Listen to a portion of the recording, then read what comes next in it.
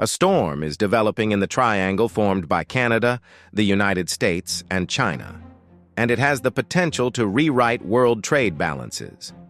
This is probably the most bold and passionate diplomacy we've seen in years.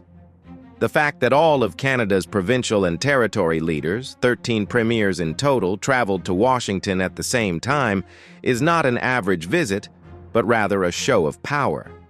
While the American media is enthralled with the visit, Chinese state television appears upset. According to Kremlin insiders, this new approach within the West might result in a massive block. So, what is actually going on? Recently, Canada stated that it has long been dissatisfied with the high tariffs imposed by the United States. They were particularly concerned by Donald Trump's limits on steel, aluminum, and dairy goods. Although the liberal-oriented administration attempted to keep the doors of discussions open with Washington, it did not receive the desired results. Canada's relationship with China has likewise been tumultuous, with economic and technological conflicts as well as diplomatic crises, casting doubt on Beijing's intentions. What does Canada intend to do with this new move? The claim goes as follows. Canada is suggesting to the United States that we bypass China and rely on each other for vital resources. From minerals to oil, agriculture to technical equipment, Canada is saying, select me, lessen your reliance on Beijing, and I will eliminate tariffs. This is the primary reason for the whole troop of Canadian politicians going to Washington. We've always been reliable allies, but with these tariffs, we're the losers.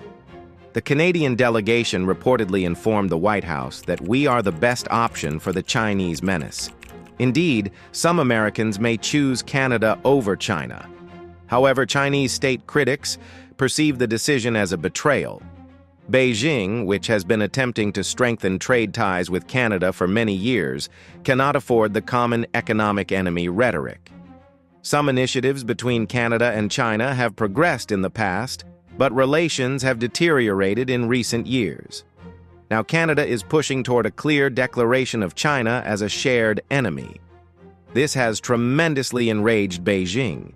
China's initial remarks were in the tone of, Canada is ignoring our relationship to date and is playing right into the hands of the U.S. Chinese authorities have even suggested that they would react against Canada. There is discussion of imposing an agricultural embargo, a technological transfer barrier, or even downgrading the diplomatic status. On the Canadian side, protectionist tactics initiated by Donald Trump and continued by Biden had already forced Ottawa into a hole. Although the Biden administration relaxed some of Trump's policies, the old closeness in Canada-United States commerce was not restored. Why am I still subject to tariffs? If we are close allies, please eliminate these impediments, Canada complains. However, the principle of America first remains entrenched in U.S. internal politics. Many lobbyists oppose Canada's special treatment.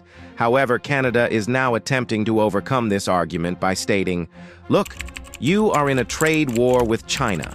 As a more dependable, ecologically conscious, and democratic partner, I can provide you with many of the strategic things you import from them. This maneuver is not without risk. Canada is strongly reliant on the United States market, with the majority of its exports flowing to the United States. However, there was an increase in commerce with China. What does Canada stand to gain by pitting itself against Beijing right now? Ottawa may believe that further accessing the U.S. market is more vital than losing the Chinese market. Furthermore, current disagreements with China, such as those involving technological businesses, fifth-generation telecoms, and cybersecurity, have already hampered ties. As a result, a position is emerging that states that as long as we resolve the issue with the United States, we are ready to burn bridges with China. According to the American media, 13 Canadian prime ministers gave a study containing hundreds of pages to senior U.S. officials in confidential sessions in Washington. The paper emphasized that Canada can be a far superior producer of energy, vital minerals, agricultural and forest goods, and much more than China. It is also excellent for your security since you are backing a credible democracy rather than China, which makes geopolitical sense. It remains to be seen how open U.S. legislators will be to this proposal. However, it may be consistent with the Biden administration's aim of lessening dependency on China, but only partially. Still, an extreme situation such as allowing us to buy anything from Canada necessitates massive logistics and resources. It is questionable whether Canada can grow manufacturing to that magnitude. Chinese official media characterized the proposal as Canada's attempt to maximize its interests by aligning with the United States. In reality, this applies to all diplomatic maneuvers. Every country seeks its own interests. Canada may have stated that it is interested in tighter connections with the United States, but China has gone bananas for a reason, because Beijing may launch a strong economic action against Canada at any time. Retaliation options include barring Canadian enterprises from the Chinese market, suspending or restricting Canadian imports, and exerting diplomatic pressure. If this were to happen, it may place Canadian farmers or businesses in a terrible situation.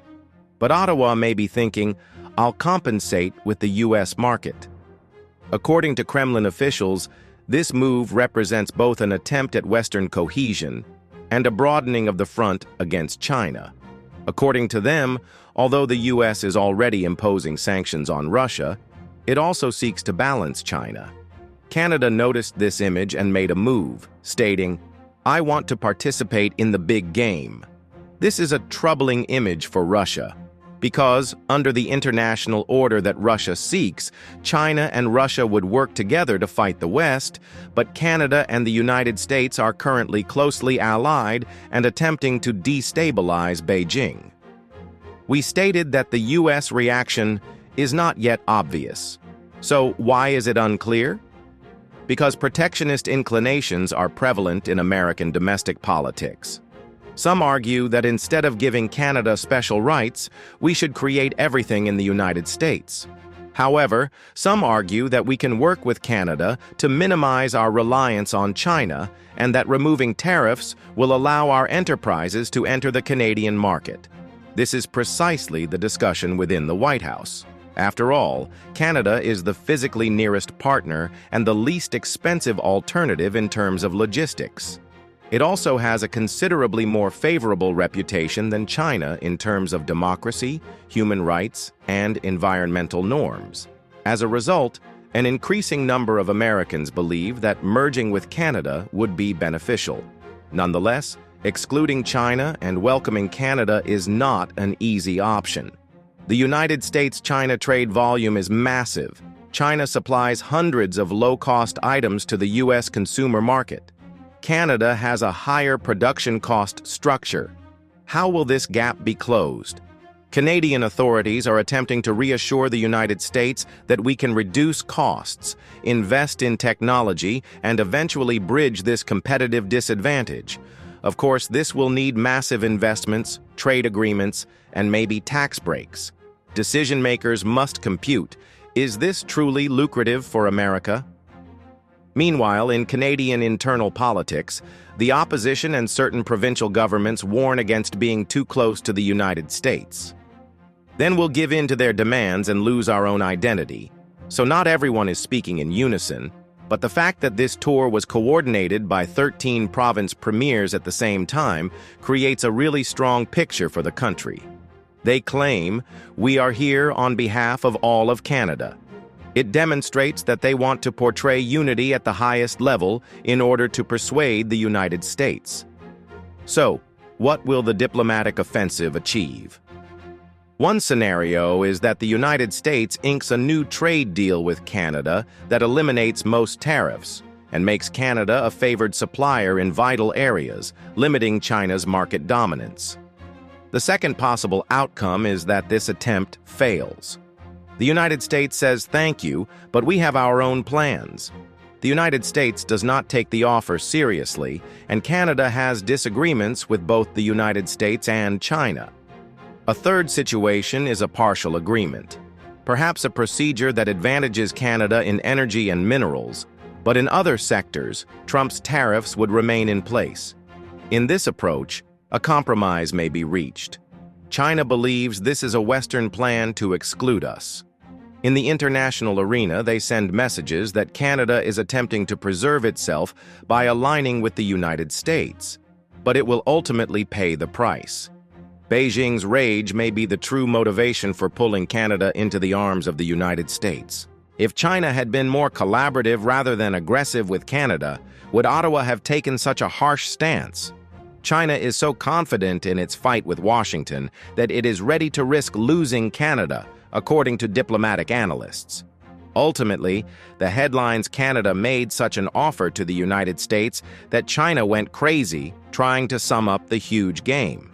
Of course, the issue is more than just economic. It also has geopolitical, strategic, and even cultural implications. Canada claims I am closer to the United States as a free democracy. Why should I work with China?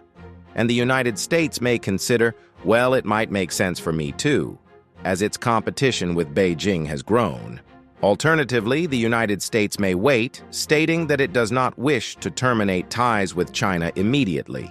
If I completely embrace Canada, the confrontation with Beijing will escalate. Time will tell how these things unfold, but the 13 premiers' journey to Washington will undoubtedly go down in diplomatic history.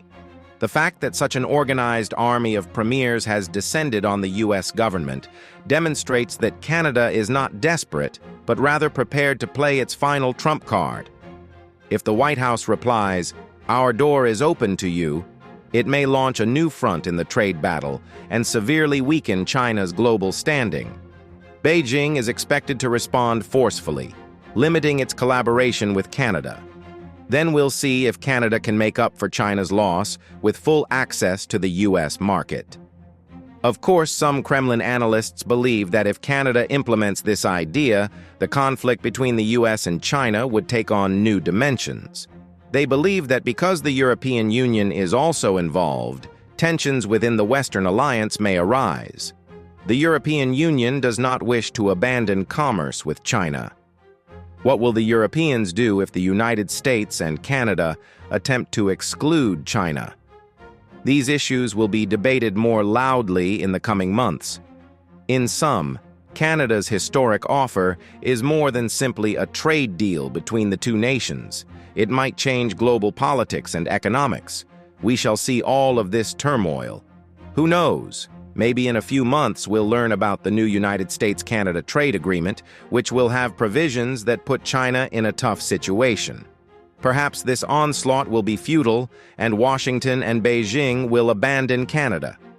For the time being, it is evident that Canada wishes to elevate its relations with the United States by delivering an offer that can compete with China. Ottawa sees this as a now or never moment. Because the world is changing so quickly, tensions between the United States and China are rising, and everything is unknown with the Russia-Ukraine conflict.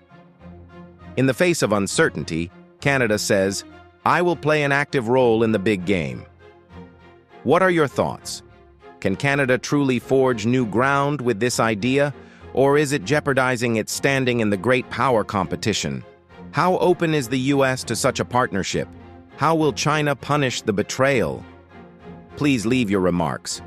Remember, if you subscribe to my channel and enable alerts, you will be the first to learn about any new moves in this magnificent diplomatic chess game. Because in the following days, we may expect many more unexpected occurrences in this trilateral competition. Goodbye for now.